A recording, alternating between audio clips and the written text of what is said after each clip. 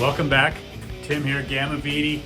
Be a good one today, probably a long one. I got a lot of material to cover. We're going to be installing our 2008 to 15 center channel speaker grill accessory mount on a 2008 Land Cruiser. And while I'm doing that, I'm going to be wiring for ham radio, for a USB port. So I'll show you a little bit how we run the power and that sort of thing. So man, a lot to do. Let's just get into it, huh? So we'll start with some wiring first, as one of the coolest parts of this whole product is your ability to run some new power to the top of your dash there. So I want to show you what I've got going on here. I've got my coax for my ham radio, and that's attached to our fender mount antenna bracket there. I got power, none of this is hooked up yet, but I've got power that will ultimately be hooked to this battery, second battery, to run my USB port up there in the middle. And I've got the power, you know, for the ham radio, so I had to clip these guys. We'll get those through the firewall. And my tool, if you remember from the other video, sorry, I'm back. I got one of these little irrigation flags. And you know, these things they're everywhere. You can go borrow one from the park, just put it back when you're done. But you know, you can buy these at Home Depot, like 100 of them for $5. You'll never buy them again. These work really great for poking through that grommet in the firewall. Let me show you what I mean. So coming in the engine here is the grommet that we're talking about. It is this guy right here. I'll just put my finger on it. So that big rubber thing, and you can see I've already got a wire going through there, but that's where we're going to run this extra wiring. So here's what that looks like on the engine side. Again, that braided loom is for my fuse block in the back, so that you wouldn't have that stock, but you can see my wire going through there. And we'll walk around to the inside here. Bear with me. I'm looking up, you can see my wire is, sorry about dropping the camera there.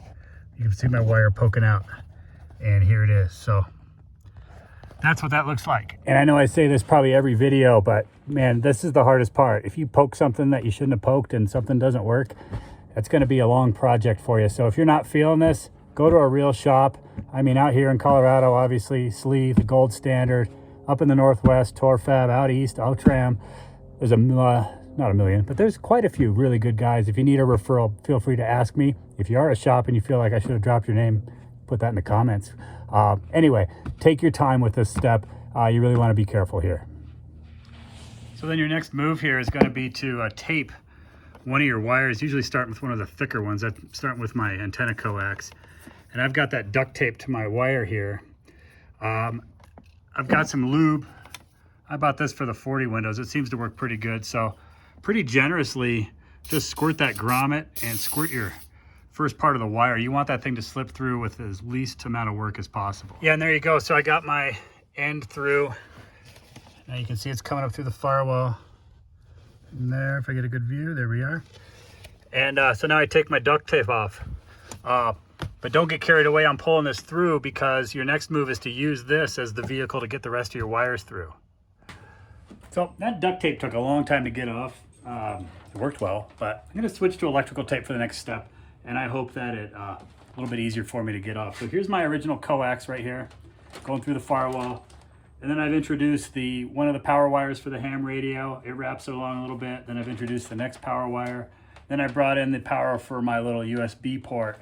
The end of this mess, I've got all this stuff kind of bound together, but I'm going to lube this up really well with my silicone spray, lube up my grommet again, and then hopefully just pull all that stuff through. Yeah, and nothing to it. Here we are on the other side. My coax piece, all my electrical tape, and all my wires are now fed through that grommet. So I'm going to undo this because I need to get the lengths all right on the engine side, but hopefully that gives you a good idea on how this works through the firewall. Okay, so the wiring pretty much done. That's my power wire for the USB port that's going to be up there in a minute. That is the wire from the remote faceplate from the ham radio. And I've got the coax and the power all run nice and happy here. So I can put these all back in here, but I won't bore you with that. Next move then is removing the dash pieces and actually doing the mod here. All right, so to separate the stock speaker grill, got a couple trim removal tools, and it's in there pretty good, but once you get her started, it should pop up pretty easy for you. There are a bunch of clips in there that hold that guy in. So there we go. Just kind of using my thumbs at this point. Just one more little pop right here. There we go. And then there's that little wire for the headlight sensor. So you just have to undo that little guy and pull that wire out like so. And that guy's free. And then I'll skip through this a little quickly because you've already seen this in the other video. If you haven't, then just watch the 16 plus video. It'll show you this a little more detail out on the tailgate. But we're going to pull up every one of these little tabs here from the stock screen and then separate that screen from the plastic. And then we're going to mount the new sheet metal to the same thing, and we're going to fold it up using the indents on these big tabs. Yeah, so this is what the new one looks like installed. You can see how I folded these tabs down along the sides, and in the back these guys are just sticking through, and I've bent them forward a little bit. It gets really tight, especially here. So I did one of the USB mounts in the back.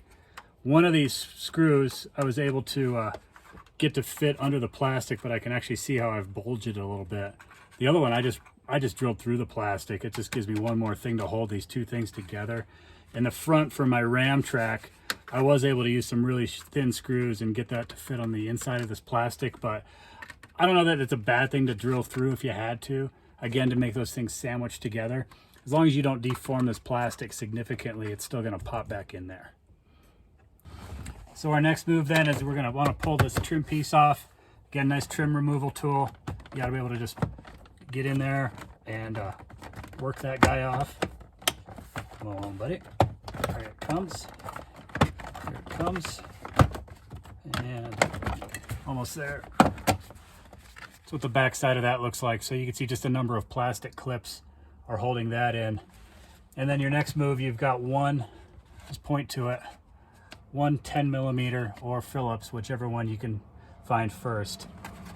Pull that out, and then there's another clip down there, so just like the newer model. Okay, so I pulled this screw out, and then you literally just grab it and pull it towards you. That, and I lied, there's no other clip down here on the bottom like the newer model, so it's just that one screw and you're done. My next move, I'm gonna pull this out because I saw a YouTube of a guy who did it really quickly, and I think if I can just get this thing in there, yep, there it goes. Boom, that's done. So that's gonna give me a little bit more room to work.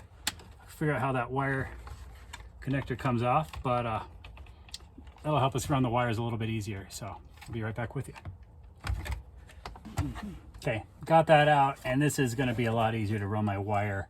I also discovered there is actually a little clip in there with one of these little, interior doodads that we're used to. But the thing is like this thing will actually stay put. It's a separate piece. So I guess in later models, they combine this feature onto the plastic piece here. So there technically is a little push button guy that you could remove to get that guy out of there. So anyway, just wanted to clear that up. Okay, so we're just about there. I did the trick where you run a wire up kind of halfway and use this area as like your midpoint. So fed it up to here, and then I kind of got it up to the rest. But I was able to get those wires fed up. I've got my power for my little USB port as well as my head unit cable run. Make sure when you run across this area that you can still get your vent back in. Okay, ask me how I learned that one. So it's a little bit of a clearance thing. And then my wires they're going behind the carpet, above your toes if you were the passenger. So should be all nice and tucked out of the way.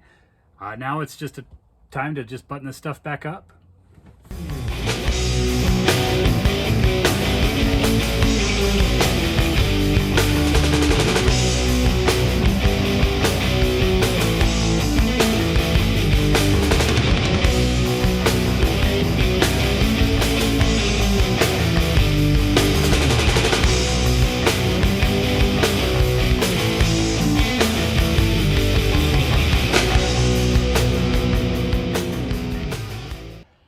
And there you go.